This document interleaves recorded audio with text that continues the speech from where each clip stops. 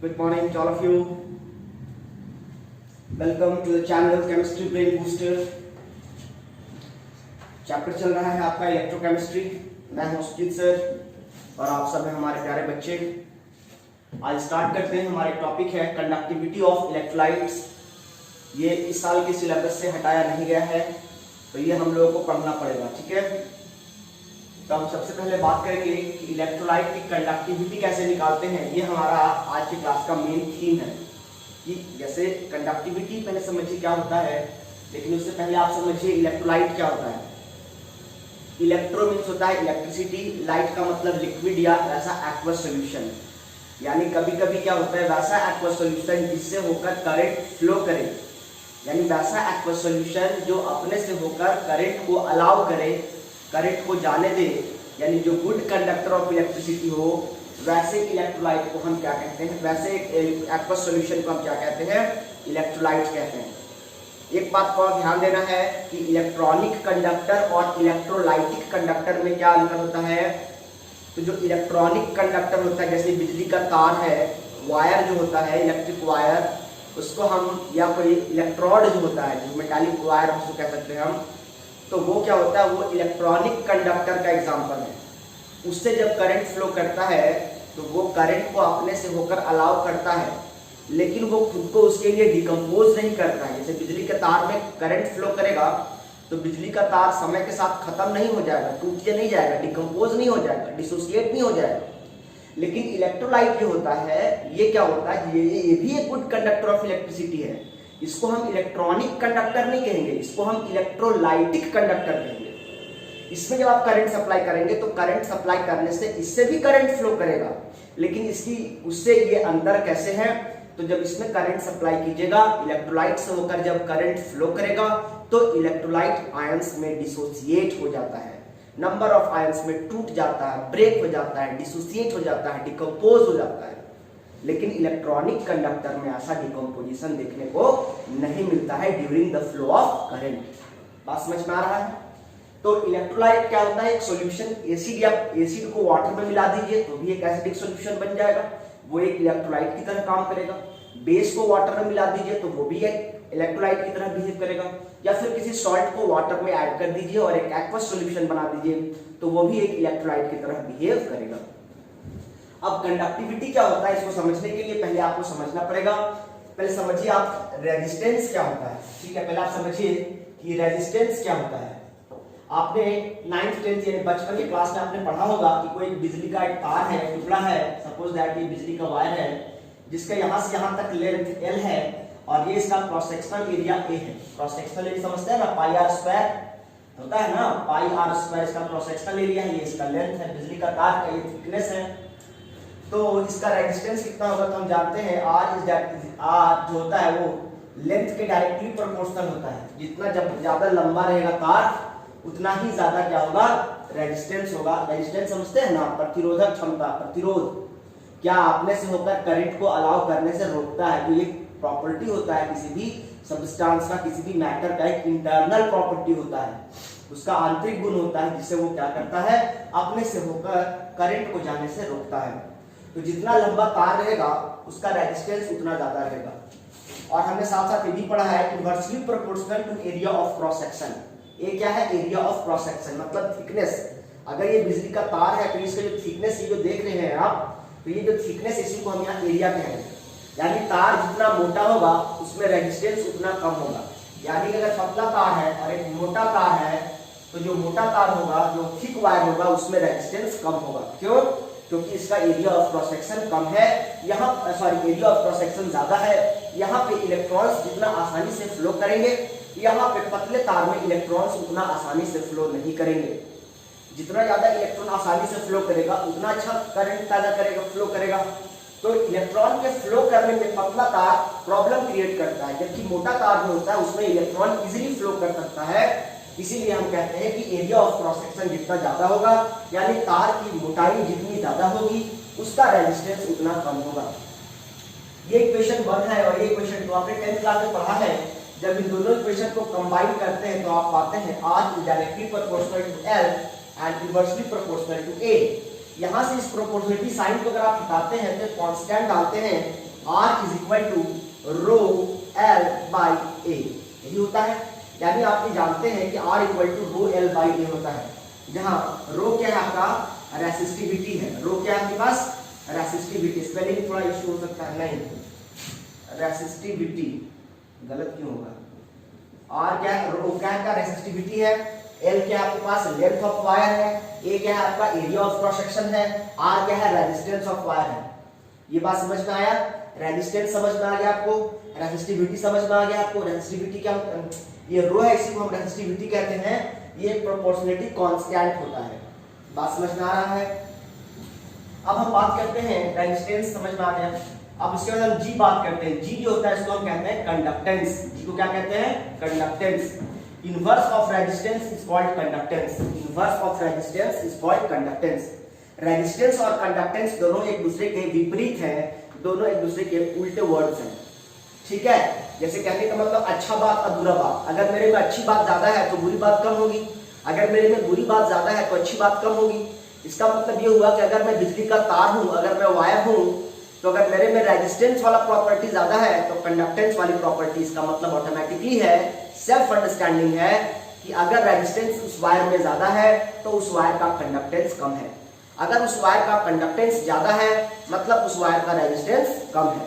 जितना अच्छा good conductor होगा उसका कंडक्टेंस उतना ज्यादा होगा और उसका रेजिस्टेंस उतना ही कम होगा। बात समझ में आ रहा है। तो रेजिस्टेंस और कंडक्टेंस एक दूसरे के इनवर्स होते हैं। ये जी मतलब कंडक्टेंस और आर का मतलब रेजिस्टेंस, यानी जी इज इक्वल टू क्या निकल के आया 1 बाई रेजिस्टेंस कह लीजिए इसको, यानी क्या निकल के आया G is equal to 1 by R। ये भी समझ में आ रहा है आपको।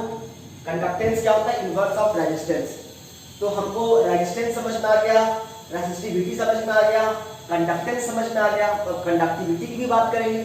तो जो जिस तरह से अब हम कंडक्टिविटी की बात कर रहे हैं, तो कंडक्टिविटी जो होता है, कंडक्टिविटी जो होता है, इसको हम लोग कप्पा से डिनोट करते हैं कप्पा। क्या पढ़ते हैं, कप्पा। कटप्पा नहीं पढ़ना है इसको, कप्पा, ठीक है। कंडक्टिविटी को हम लोग कैसे डिनोट करते हैं, कप्पा से।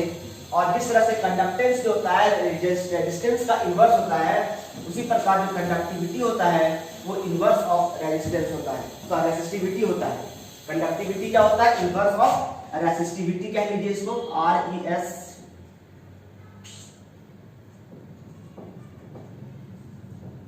इनवर्स ऑफ रेसिस्टिविटी यानी क्या निकल के आया आपके पास, kappa is equal to 1 by rho. ये क्या निकल के आया, कंडक्टिविटी जो होता है वो रेसिस्टिविटी के इनवर्सली प्रोपोर्शनल होता है। या देखिए यहां तक कौन सी बात आपको समझ में नहीं आई।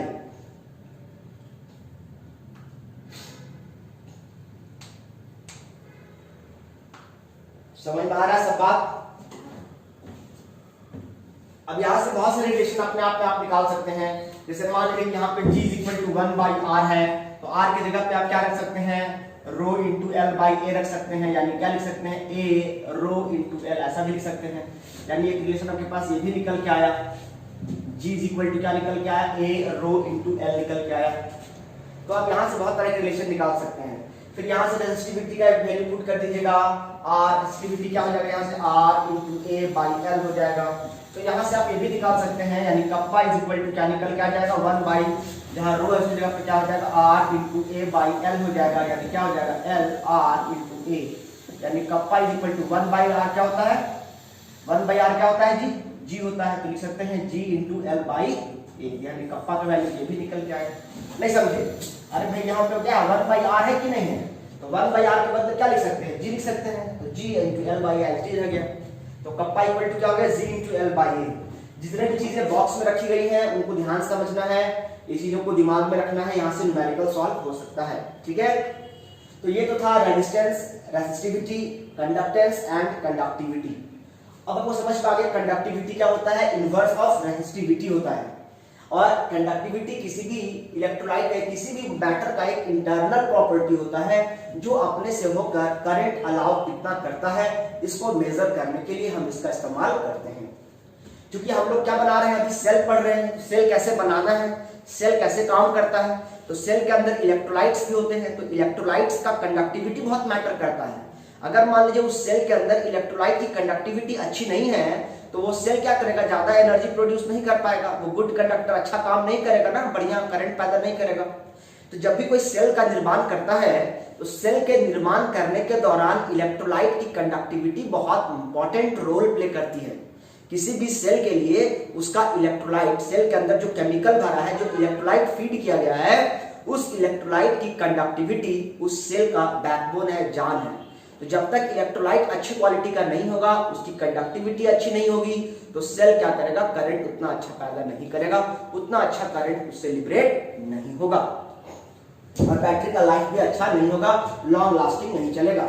तब हम बात करते हैं,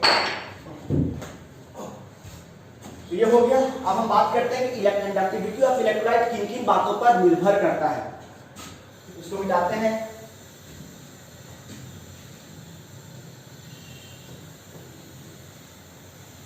अब हम बात क्या कर रहे हैं, factors affecting conductivity of electrolytes.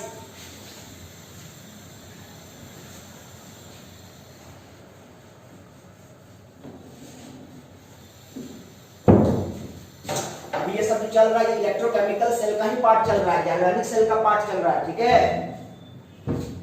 इसके बाद पढ़ना है हम लोग को इलेक्ट्रोलाइटिक सेल। अलग बात है कि मैंने ऑनलाइन क्लास में पढ़ा रखा है electrolytic cell, Faraday's law, but उससे पहले ये पढ़ना है, ठीक है। ये पढ़ना है, एग्जाम में आएगा, ये छूट गया था इसलिए मैं इसको पढ़ा रहा हूँ। कंडक्ट ये इसके पहले ही पढ़ना है, कंडक्टिविटी। हाँ, अब हम क्या पढ़ना है, फैक्टर्स अफेक्टिंग, कौन कौन से फैक्टर्स है, factors affecting conductivity, factors affecting conductivity of electrolytes. कौन कौन से फैक्टर्स हैं जिन पे इलेक्ट्रोलाइट की कंडक्टिविटी निर्भर करती है। इलेक्ट्रोलाइट की कंडक्टिविटी कितनी अच्छी होगी, ये किन किन बातों पे निर्भर करता है, तो ये बहुत इंपॉर्टेंट क्वेश्चन है, ठीक है। पहला है नेचर ऑफ इलेक्ट्रोलाइट पे निर्भर करता है, इलेक्ट्रोलाइट का नेचर कैसा है। दूसरा किस पे डिपेंड करता है, साइज ऑफ आयंस पे डिपेंड करता है, size of ions of electrolyte. जब इलेक्ट्रोलाइट डिकम्पोज होगा, डिसोसिएट होगा, तो उसके आयंस का साइज कितना होगा, इस पे मैटर करता है, ठीक है। दूसरा क्या है, नेचर ऑफ इलेक्ट्रोलाइट पे भी डिपेंड करता है। उसके अलावा और किन बातों पे निर्भर करता है, कंसंट्रेशन ऑफ इलेक्ट्रोलाइट कितना है या कंसंट्रेशन ऑफ सॉल्यूशन कितना है, उस पर निर्भर करता है। कंसंट्रेशन ऑफ इलेक्ट्रोलाइट पे भी निर्भर करता है। कंसंट्रेशन ऑफ इलेक्ट्रोलाइट पे कैसे निर्भर करता है, अभी आपको हम करके दिखाएंगे। कंसंट्रेशन ऑफ ये कंडक्टिविटी, जितना ज्यादा कंसंट्रेशन ऑफ इलेक्ट्रोलाइट होगा, कंडक्टिविटी उतना ज्यादा होगा। मैं ध्यान से समझिए, मैं कंडक्टिविटी बोल रहा हूँ, मोलर कंडक्टिविटी नहीं बोल रहा हूँ, लिमिटिंग मोलर कंडक्टिविटी नहीं बोल रहा हूँ, मैं अभी सिर्फ कंडक्टिविटी बोल रहा हूँ, सिर्फ कंडक्टिविटी। और इलेक्ट्रोलाइट का कंसंट्रेशन जितना ज्यादा होगा, कंडक्टिविटी उतना ज्यादा होगा, मोलर कंडक्टिविटी उतना ही कम होगा। कंडक्टिविटी और मोलर कंडक्टिविटी में अंतर होता है। फिलहाल आप इतना समझिए कि कंडक्टिविटी ऑफ इलेक्ट्रोलाइट ज्यादा कब होगा, जब इलेक्ट्रोलाइट का कंसंट्रेशन ज्यादा होगा। इसके अलावा और किस बात पे निर्भर कर सकता है, टेम्परेचर पे निर्भर कर सकता है, टेम्परेचर ऑफ इलेक्ट्रोलाइट। अब इन सभी चीजों के बारे में बारी बारी से हम समझेंगे, ठीक है। इलेक्ट्रोलाइट के जगह आप सॉल्यूशन पे लिख सकते हैं, कोई दिक्कत नहीं है। टेम्परेचर ऑफ इलेक्ट्रोलाइट इन सब चीजों पे निर्भर करता है, ये बहुत इंपॉर्टेंट है, चारों पॉइंट याद रखिएगा कि किन किन बातों पर इलेक्ट्रोलाइट की कंडक्टिविटी निर्भर करती है। तो इलेक्ट्रोलाइट के नेचर पे, उसके आयंस के साइज पे, उसके कंसंट्रेशन पे और टेम्परेचर ऑफ इलेक्ट्रोलाइट पे, इन चार चीजों पे। अगर मान ठंडा के जगह ठंड प्रदेश में चल जाइएगा, जैसे कि उधर की उत्तर की ओर जाए, उत्तर मतलब बोलो जम्मू कश्मीर वाला इलाका, ठीक है, ईस्ट वेस्ट नॉर्थ, नॉर्थ में अगर जाते हैं आप, जैसे लद्दाख है, लेह है, ठीक है, उसके बाद जम्मू कश्मीर है, अरुणाचल में उसको बोलते हैं हिमाचल प्रदेश है, वो उत्तराखंड वाला इलाका अगर आप जाते हैं तो उसमें काफी ठंड होती है, पता है ना आपको। अरे ये मतलब आप समझ रहे हैं ना, यहाँ पे जो है लद्दाख होता है, सॉरी लद्दाख, जम्मू कश्मीर, उसके बाद हिमाचल प्रदेश, छत्तीसगढ़, उत्तर प्रदेश, बिहार, बंगाल, सिक्किम, अरुणाचल प्रदेश, मिजोरम, असम। देख रहे हैं ना मैप को, आप देख रहे हैं ना, समझते हैं ना चीजों को, मैप जानते हैं कि नहीं। तो जो ठंड प्रदेश होता है, जो जितना भी इस नॉर्दर्न स्टेट जितने भी हैं उनमें ठंड बहुत ज्यादा होता है, तो वहां पे सेल उतना अच्छा वर्क नहीं करता है, तो उसके लिए दूसरा इलेक्ट्रोलाइट का इस्तेमाल उधर किया जाता है।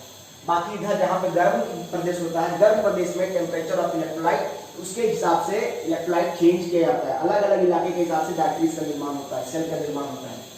तो जो इलेक्ट्रोलाइट की जो कंडक्टिविटी होती है इन चार चीजों पर निर्भर करता है।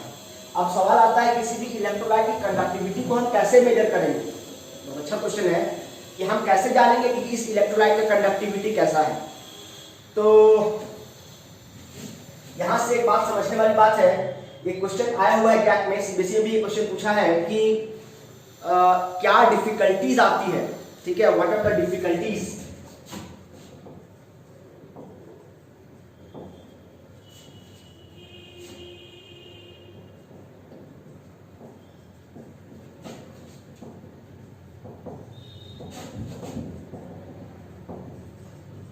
जब भी किसी इलेक्ट्रोलाइट की कंडक्टिविटी मेजर करना होता है, जब भी किसी इलेक्ट्रोलाइट, यानी इलेक्ट्रोलाइट एक एक्वस सॉल्यूशन है, एक लिक्विड है, और ये बिजली का तार नहीं है कि इसका कंडक्टिविटी हम बहुत आसानी से मेजर कर लेंगे, डिवाइस उसमें कोई यंत्र जोड़ दिए और हो गया।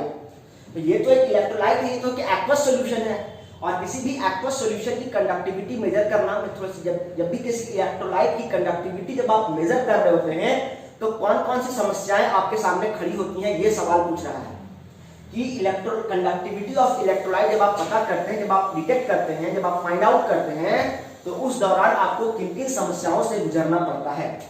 तो ये जो क्वेश्चन है ये भी एक इंपॉर्टेंट क्वेश्चन है, और इसका पहला प्रॉब्लम ये है कि चूंकि एक एक्वस सॉल्यूशन होता है, जैसे ही इसमें आप डीसी करंट सप्लाई करेंगे, क्या करेंगे, डीसी में समझते हैं ना, अगर आप सप्लाई करते हैं, अगर डायरेक्ट करंट सप्लाई कर देंगे, सप्लाई डायरेक्ट करंट, अगर आप डायरेक्ट करंट सप्लाई करेंगे तो उससे क्या होता है, इसका जो है चेंज हो जाता है, इलेक्ट्रोलाइट का change, decomposition, decomposition get changes, decomposition as well as concentration, decomposition और कंसंट्रेशन, ये क्या होता है, चेंजेस, क्या हो जाता है, चेंजेस।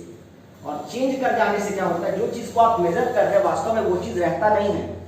कहने का मतलब जब भी किसी इलेक्ट्रोलाइट की कंडक्टिविटी मेजर करते हैं और उसके लिए अगर आप डायरेक्ट करंट सप्लाई कर दीजिएगा उस इलेक्ट्रोलाइट में, तो डायरेक्ट करंट डीसी सप्लाई करने से क्या होता है प्रॉब्लम, कि वो जो इलेक्ट्रोलाइट है वो टूट जाता है, डिसोसिएट हो जाता है, और जो चीज को आपको मेजर करना था जिस इलेक्ट्रोलाइट को, वो इलेक्ट्रोलाइट अब अपना अस्तित्व खो चुका होता है, कुछ और बन चुका होता है।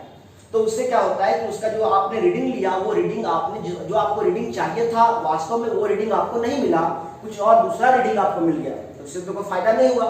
आपको हम पता करके आने बोले हैं कि जम्मू कश्मीर राज्य की आबादी किधर है, तो आपको पहले उधर बैठना था, आप चल गए कन्याकुमारी, आप चल गए केरला, और केरला की आबादी पता करके आ गए। आपको हमने जम्मू कश्मीर की आबादी पता करने के लिए भेजा था, लिटरेसी रेट पता करने के लिए भेजा था, ठीक है, मेल जेंडर रेशियो पता करने के लिए भेजा था, आप केरला का जेंडर रेशियो पता करके आ गए, आप केरला का लिटरेसी रेशियो पता करके आ गए, आप केरला का एम्प्लॉयमेंट रेशियो पता करके आ गए। भैया आपको जो काम करने के लिए दिया गया वो तो आप किए नहीं, तो आपको किस बात का सैलरी मिलेगा भाई, नहीं मिलेगा, उल्टा पलटा काम कीजिएगा। तो वही कहने का मतलब है, आपने इलेक्ट्रोलाइट का कंडक्टिविटी मेजर करने के लिए हम बोले थे जिस इलेक्ट्रोलाइट का, उसका तो आपने मेजर नहीं किया, आपने किसी दूसरे इलेक्ट्रोलाइट की कंडक्टिविटी को मेजर कर दिया ना। तो इससे प्रॉब्लम क्या है समझ में आया। दूसरा क्या प्रॉब्लम होता है, तो सवाल आता है चलो इसका प्रॉब्लम भी सॉल्व कर देते हैं। इसका प्रॉब्लम का सॉल्यूशन क्या है, तो डीसी से प्रॉब्लम है तो एसी लगाओ ना, अल्टरनेटिंग करंट सप्लाई करेंगे तो ये प्रॉब्लम क्या हो जाएगा, सॉल्व हो जाएगा। ये कभी कभी ये भी क्वेश्चन पूछता है कि अगर डीसी के सप्लाई करने से प्रॉब्लम है तो प्रॉब्लम सॉल्व कैसे होगा, तो एसी सप्लाई कर देंगे। अल्टरनेटिंग करंट सप्लाई करने से डिकम्पोजिशन में उतना ज्यादा चेंजेस नहीं आता है, जिससे हमको वास्तविक इलेक्ट्रोलाइट का ही रीडिंग मिलता है। दूसरा आपके पास क्या है, क्योंकि इलेक्ट्रोलाइट एक एक्वस सॉल्यूशन है। इलेक्ट्रोलाइट क्या होता है, एक्वस सॉल्यूशन होता है। ये एक्वस सॉल्यूशन का रीडिंग निकालना बहुत डिफिकल्ट होता है। इसके लिए हमें क्या होता है, ये लिक्विड है, बिजली का तार नहीं है कि इसमें मान लीजिए कोई मेजरिंग डिवाइस है, कोई मीटर है, उसको लगा के बिजली का तार लपेट दिए, उसके बाद करंट सप्लाई किए तो रीडिंग में कांटा दिखा दिया, फ्लेक्सिबल उसका जो नीडल था वो मूव कर गया। लेकिन ये चूंकि एक इलेक्ट्रोलाइट है, इसमें जब आप किसी डिवाइस को डालेंगे तो उसी में डूब जाएगा, उसको पकड़ के कौन रखेगा, जब करंट सप्लाई करेंगे तो पकड़े कौन रखेगा, तो क्या वो मूव करता रहता है, हिलता रहता है। जो आपका जो डिवाइस है जिसको आप इलेक्ट्रोलाइट में फीड करते हैं वो लगातार क्या होता है, वो गिर जाता है, चेंज हो जाता है, वो इधर उधर हिलता डुलता रहता है, जिससे क्या होता है, रीडिंग रिजल्ट एक्यूरेट नहीं आता है। बात समझ में आ रहा है, क्योंकि एक एक्वस सॉल्यूशन है, ये सॉलिड में बॉडी नहीं है, इसमें अटका दिए, फंसा दिए और इसको रीडिंग करंट सप्लाई कर दिए तो रीडिंग दे दिया। ये लगातार हिलता रहेगा, अगर किसी तरह इसको अटका भी दे तो ये हिलता डुलता रहेगा, उससे क्या होगा, रीडिंग एक्यूरेट नहीं मिल पाता है। तो इसके लिए हमको क्या करना पड़ता है, ठीक है। इसके लिए प्रॉब्लम समझ में आ रहा है क्या है सब, इस प्रॉब्लम कैसे सॉल्व करेंगे, तो उसके लिए एक स्पेशल डिवाइस का यूज करते हैं। इसका यूज करते हैं स्पेशल चैम्बर, स्पेशल डिवाइस का यूज करते हैं। इलेक्ट्रोलाइट की कंडक्टिविटी मेजर करने के लिए आपको एक specially designed chamber, specially designed vessel, specially designed device का यूज किया जाता है, जिसको हम क्या कहते हैं, कंडक्टिविटी सेल कहते हैं। क्या कहते हैं, कंडक्टिविटी सेल कहते हैं। यानी कंडक्टिविटी सेल के अंदर आपको जिस इलेक्ट्रोलाइट का कंडक्टिविटी चेक करना है, उस कंडक्टिविटी सेल में उस इलेक्ट्रोलाइट को आप डाल दीजिए, उसके बाद वो क्या करेगा, तुरंत आपको रिजल्ट दे देगा। कैसे रिजल्ट देगा देखते हैं, ठीक है। यानी अब हमको क्या पढ़ना है, कंडक्टिविटी सेल के अंदर कैसे हम, अभी हमारा प्रॉब्लम ये है कि अभी हमारा टॉपिक क्या चल रहा है कि इलेक्ट्रोलाइट की कंडक्टिविटी कैसे मेजर करते हैं। तो मेजर करने के दौरान क्या क्या प्रॉब्लम आया वो हमने देख लिया, और इन प्रॉब्लम्स को हम कैसे सॉर्ट आउट करेंगे ये भी हमने देख लिया। यानी हमको एक बात तो क्लियर हो गया कि अगर किसी इलेक्ट्रोलाइट का कंडक्टिविटी अगर हमको मेजर करना है, तो उसके लिए हमको उस इलेक्ट्रोलाइट को एक स्पेशली डिजाइंड चैम्बर यानी कि कंडक्टिविटी सेल में उसको डिप करना होगा, डालना होगा, फील करना होगा। और जब उस कंडक्टिविटी सेल, पहले समझिए कंडक्टिविटी सेल क्या होता है, इसको मिटा दे, क्या क्या प्रॉब्लम है सब समझ में आ रहा है बात। चलिए अब सवाल आता है, how to find the conductivity of electrolytic cell. How to find the conductivity of electrolytic cell?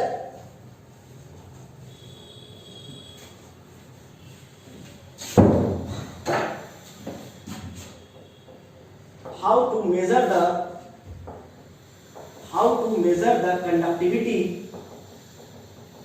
How to measure the conductivity of electrolyte? किसी भी इलेक्ट्रोलाइट का कंडक्टिविटी कैसे मेजर करते हैं, तो आपका आंसर होगा with the help of conductivity cell, with the help of conductivity cell। Conductivity cell की मदद से आप किसी भी इलेक्ट्रोलाइट का कंडक्टिविटी मेजर कर सकते हैं। कंडक्टिविटी सेल क्या होता है, स्पेशली डिजाइंड चैम्बर होता है, ठीक है। स्पेशली डिजाइंड वेसल कह लीजिए या स्पेशली डिजाइंड चैम्बर कह लीजिए, ठीक है। विच इज यूज्ड, जो किस लिए काम आता है, which is used to measure the which is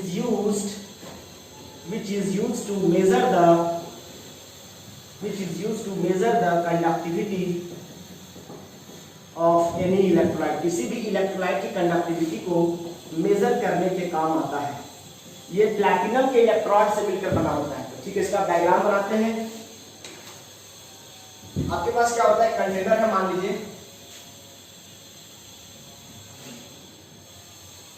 ये कांच का बना हुआ है, ठीक है, ये ग्लास का है,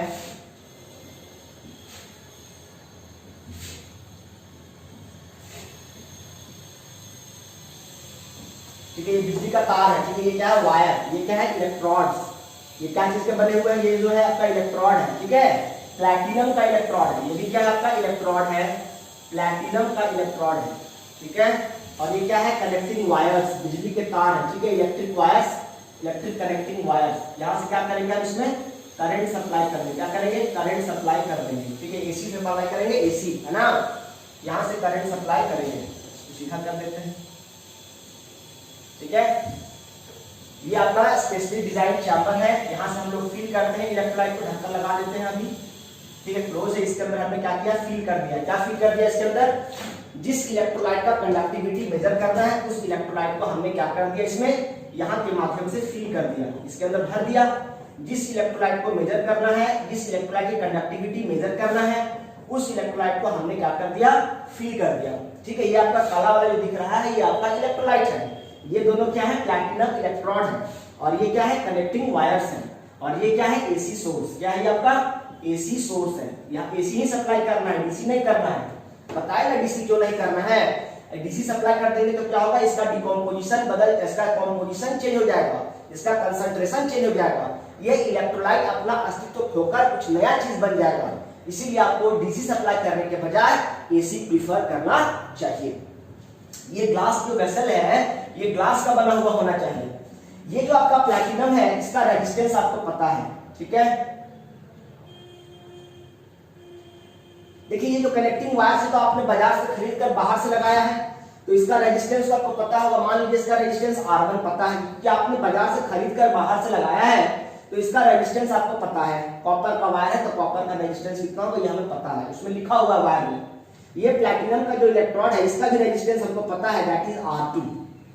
और ये जो इलेक्ट्रोलाइट है इसका रेजिस्टेंस मान लेते हैं R3। क्या मान लेते हैं? R3। और फिर ये जो प्लैटिनम का इलेक्ट्रोड है इसका रेजिस्टेंस मान लेते हैं R4। क्या मान लेते हैं? R4। तो ये हो गया बिजली का तार, ये R1 है तो ये भी R1 ही रहेगा, दोनों सेम बिजली का तार है। R1 ये भी है तो ये भी R1 रहेगा। ये दोनों इलेक्ट्रोड्स अलग अलग है, वैसे तो प्लैटिनम के ही इलेक्ट्रोड्स हैं, बट दोनों इलेक्ट्रोड्स का रेजिस्टेंस अलग अलग है। इसका मान लेते हैं R2, इसका मान लेते हैं R4। अब हम क्या करना है? R3 का निकालना है, करंट सप्लाई किए। तो आपको याद होगा व्हीटस्टोन ब्रिज आपने कहीं पढ़ा हुआ होगा, व्हीटस्टोन ब्रिज कैसे लगाते हैं। ये बिल्कुल व्हीटस्टोन ब्रिज की तरह ही काम करता है।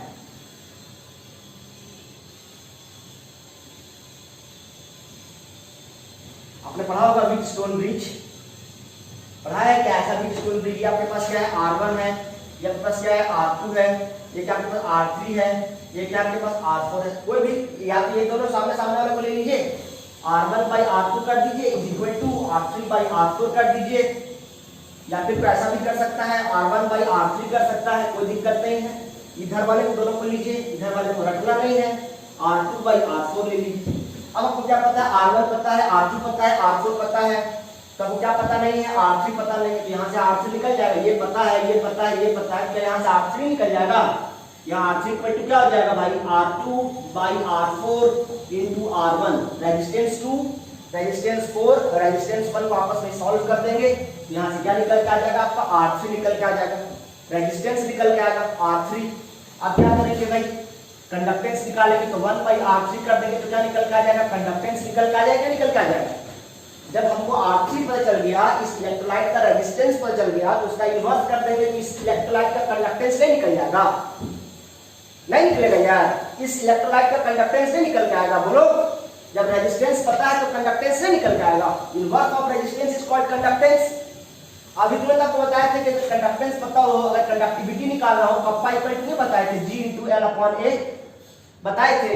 ये वाला L आपको दिया हुआ है क्वेश्चन में, यहाँ से यहाँ तक ये जो L है, ये जो लेंथ आपको दिया रहेगा, ठीक है। दो इलेक्ट्रोड के बीच की दूरी को हम क्या कहते हैं? यहाँ पर L कहते हैं। और ये जो है आपका ये क्रॉस सेक्शनल एरिया आप यहाँ पे इसका लेना है, ठीक है। ये जो है इस जो प्लैटिनम का इलेक्ट्रोड है, इस प्लैटिनम के इलेक्ट्रोड का क्रॉस सेक्शनल एरिया लेना है। यहाँ ये क्या है? इलेक्ट्रोड का क्रॉस सेक्शनल एरिया। L क्या है आपके पास? लेंथ या separation distance between two platinum electrodes. ये L क्या है? Separation distance between two platinum electrodes. And ये क्या है? Area of cross section of platinum. कोई भी प्लैटिनम के इलेक्ट्रोड का एरिया ऑफ क्रॉस सेक्शन ले लेंगे।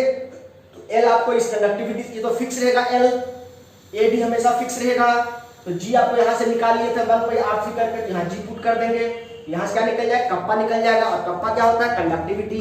यानी इस प्रकार आप किसी भी इलेक्ट्रोलाइट का कंडक्टिविटी निकाल सकते हैं। बात समझ में आया? किसी भी इलेक्ट्रोलाइट का कंडक्टिविटी कैसे निकालते हैं? बहुत ही आसान तरीका होता है। सबसे पहले ये वाला चीज आपको यहाँ से R3 आपको निकालना है, फिर उसके बाद व्हीटस्टोन ब्रिज कॉन्सेप्ट अप्लाई करना है और वहां से R3 निकाल लेना है। आपको R1, R2, R4 दिया हुआ रहेगा। R3 जब निकल जाएगा आपके पास तो वहां से G कीजिएगा, inverse of resistance is equal to conductance. तो यहाँ से कंडक्टेंस निकल जाएगा। और फिर हम जानते हैं हमारे पास एक फॉर्मूला होता है, conductivity is equal to conductance into L by A होता है।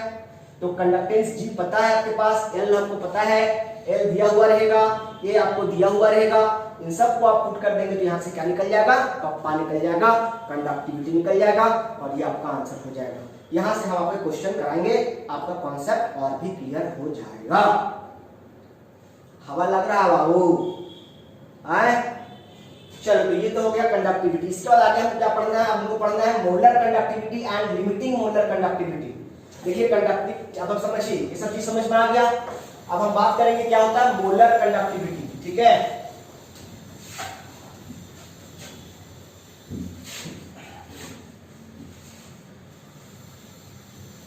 उसका नाम से ही क्लियर है, मोलर, यानी एक मोल इलेक्ट्रोलाइट की कंडक्टिविटी को क्या कहते हैं? मोलर कंडक्टिविटी कहते हैं, ठीक है।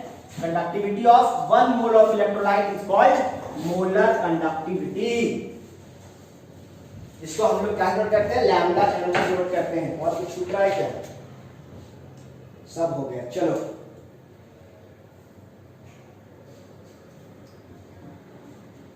चलिए हम बात करते हैं मोलर कंडक्टिविटी का। एक चीज और है, सेल कांस्टेंट है, सेल कांस्टेंट। देखिए सेल कांस्टेंट यहाँ पे और समझ लीजिएगा, सेल कांस्टेंट अभी हमने क्या बताया, ये जो सेल है, सेल का जो लेंथ है वो तो फिक्स रहेगा ना। लेंथ L क्या है, separation distance between two platinum electrons, और एरिया ऑफ क्रॉस सेक्शन ये तो दोनों फिक्स रहेगा उस कंडक्टिविटी सेल के लिए।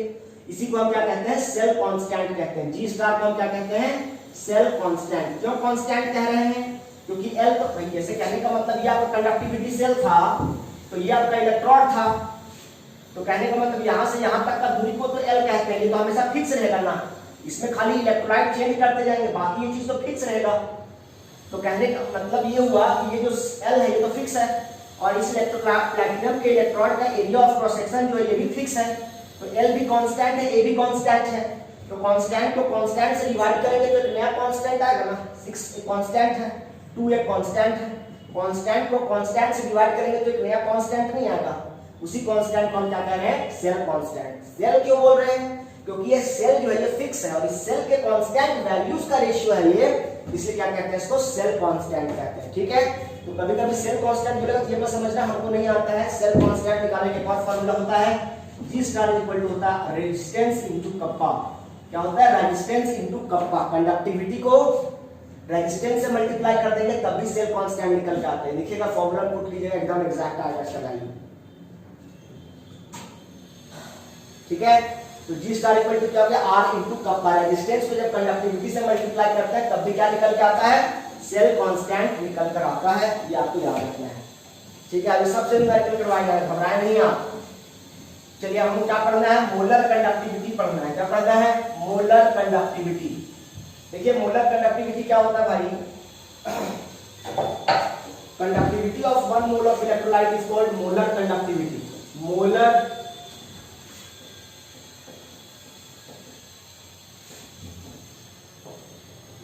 कंडक्टिविटी इसको हम बोलते हैं लैम्डा एम से नोट करते हैं। ठीक है, लैम्डा लिखना है, बस छोटा सा क्या करना है, सफिक्स में एम लगाना है। एम मतलब मोलर, लैम्डा मतलब कंडक्टिविटी। कंडक्टिविटी को हम लोग कप्पा से नोट करते हैं, लेकिन चूंकि मोलर कंडक्टिविटी की बात कर रहे हैं इसलिए हम क्या नोट करेंगे, लैम्डा एम से नोट करेंगे। ठीक है, LAMBDA लैम्डा। क्या पढ़ते हैं इसको, लैम्डा, और छोटा सा नीचे क्या रखेंगे, एम, लैम्डा एम। इसी को हम बोलते हैं मोलर कंडक्टिविटी। ठीक है, बात समझ में आ रही है। चलिए भाई, ये तो मोलर कंडक्टिविटी, इसमें क्या बताया मैंने, क्या बताया, इसका मतलब conductivity of 1 mole of electrolyte. ठीक है, conductivity of 1 mole of electrolyte present in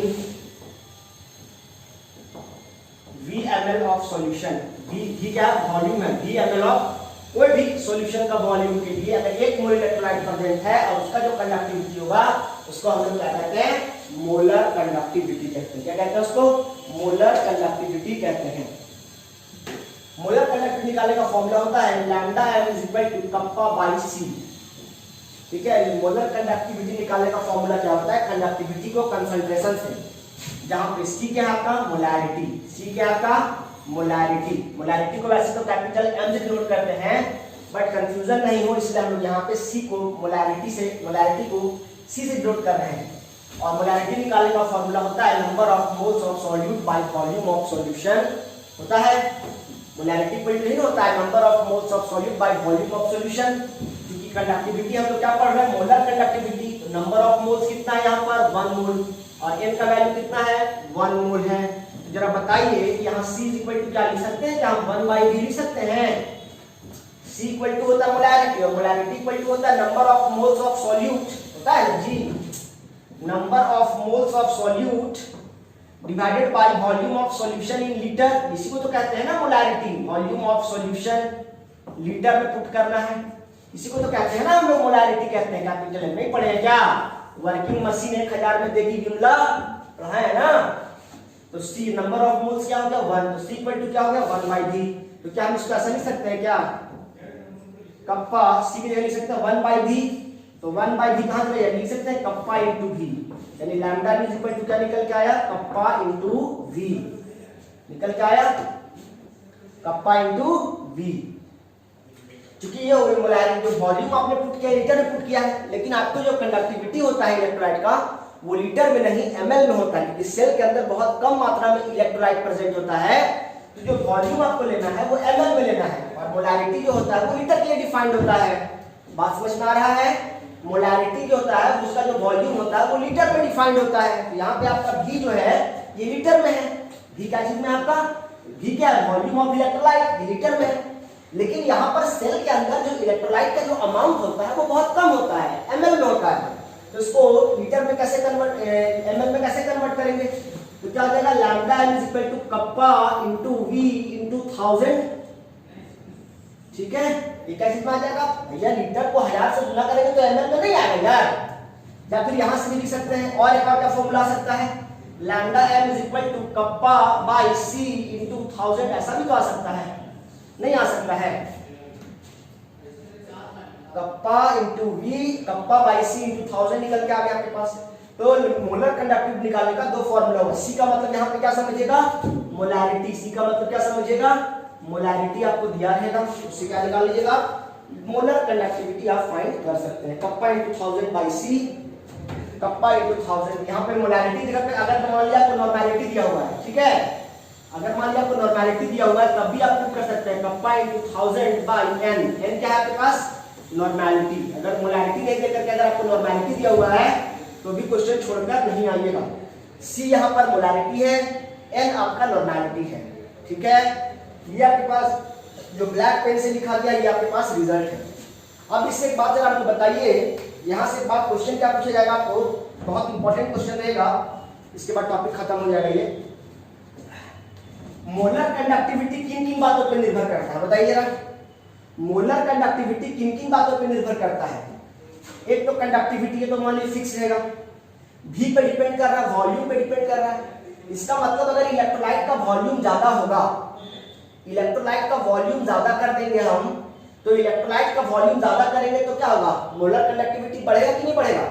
भैया मोलर कंडक्टिविटी देखो ना यार, lambda m is equal to आपके पास है कप्पा इंटू वी, और आपके पास है lambda m is equal to kappa by C. ध्यान समझना, ठीक है, कप्पा बाई सी। सी थोड़ा सा समझ लो मोलैरिटी है, कप्पा बाई मोलर, बड़ा लिखते हैं थोड़ा सा, lambda m is equal to kappa by molarity. ठीक है, मोलैरिटी को हम यहां सी से डिनोट कर रहे हैं। ठीक है, इन दोनों जैसे सोचो, इससे आपको सोचना है मोलर कंडक्टिविटी ज्यादा कब होगा? किसी भी इलेक्ट्रोलाइट का मोलर कंडक्टिविटी ज्यादा कब होगा? जब उसका वॉल्यूम ज्यादा होगा या उसका कंसंट्रेशन कम होगा। नीचे वाला जो वैल्यू डिनोमिनेटर में जो है ये वैल्यू कम होगा, तभी तो जाके लैम्डा m का वैल्यू ज्यादा होगा। लैम्डा m का वैल्यू ज्यादा कब होगा? जब नीचे वाला वैल्यू कम होगा। इसका मतलब जब इलेक्ट्रोलाइट का कंसंट्रेशन कम हो, यानी कि अगर आपके पास कोई इलेक्ट्रोलाइट दिया हुआ है, उसमें आप उसमें पानी डाल दीजिए। क्या डाल दीजिए? पानी डाल दीजिए। तो पानी डालने से क्या होगा? क्या होगा? उसका कंसंट्रेशन डिक्रीज करेगा ना भाई। कोई इलेक्ट्रोलाइट में आप बाहर से पानी डाल दोगे, शरबत में तुम और पानी डाल दोगे तो शरबत का मिठास उतना ही रहेगा, कम हो जाएगा, ऑफ कोर्स कम हो जाएगा। इसका मतलब वो डाइल्यूट हो जाएगा। तो अगर आप किसी इलेक्ट्रोलाइट का molar conductivity, I am not saying about conductivity, I am telling about molar conductivity, तो अगर किसी इलेक्ट्रोलाइट का मोलर कंडक्टिविटी बढ़ाना चाहते हैं तो अल्टीमेटली उस इलेक्ट्रोलाइट को डाइल्यूट करना पड़ेगा।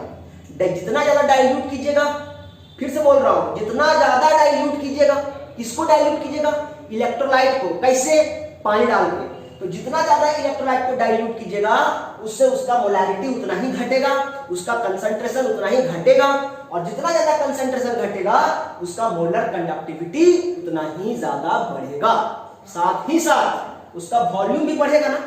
आप पानी डालेंगे तो 5 ml शरबत होगा, उसमें पानी डालेंगे तो 5 ml रहेगा, उसका वॉल्यूम भी तो बढ़ेगा ना भाई। जब डाइल्यूट कैसे होगा? उसमें पानी डालने से, और पानी डालेंगे तो वॉल्यूम क्या होगा? बढ़ेगा। जैसे वॉल्यूम बढ़ेगा वैसे ही मोलर कंडक्टिविटी क्या होगा? बढ़ेगा। यानी अगर मोलर कंडक्टिविटी बढ़ाना चाहते हैं तो या तो इलेक्ट्रोलाइट का वॉल्यूम बढ़ाइए या इलेक्ट्रोलाइट का कंसंट्रेशन घटाइए। ठीक है, और इन दोनों के लिए एक ही विकल्प है, इलेक्ट्रोलाइट को डाइल्यूट कीजिए, यानी जितना ज्यादा इलेक्ट्रोलाइट को डाइल्यूट कीजिएगा उस इलेक्ट्रोलाइट की कंडक्टिविटी उतनी ज्यादा अच्छी होगी। यानी जितना पतला इलेक्ट्रोलाइट रहेगा, जितना पानी जैसा रहेगा, उसका कंडक्टिविटी, उससे अपने से होकर बिजली को प्रवाहित करने की क्षमता उतनी ज्यादा बढ़ती चली जाएगी, मोलर कंडक्टिविटी उतनी ज्यादा बढ़ती चली जाएगी। अगर मान लीजिए तो क्या होगा, खूब पानी डाल रहे तो घटाते जा रहे, कंसंट्रेशन घटाते घटाते समय ऐसा आएगा कंसंट्रेशन एकदम जीरो कर दिए, यानी इनफाइनाइट डाइल्यूशन कर दिए। पानी डालते जा रहे हैं तो एक समय ऐसा आएगा जब सी का वैल्यू जीरो हो जाएगा। जब लैम्डा एम में कप्पा अपॉन सी है, सी का वैल्यू एकदम जीरो कर दिए तो क्या हो जाएगा भाई, और किसी भी चीज का अगर डिनोमिनेटर जीरो हो जाएगा तो वैल्यू क्या हो जाएगा, इनफाइनाइट। यानी क्या होगा, इनफाइनाइट कंडक्टिविटी कब होगा, जब कंसंट्रेशन जीरो होगा।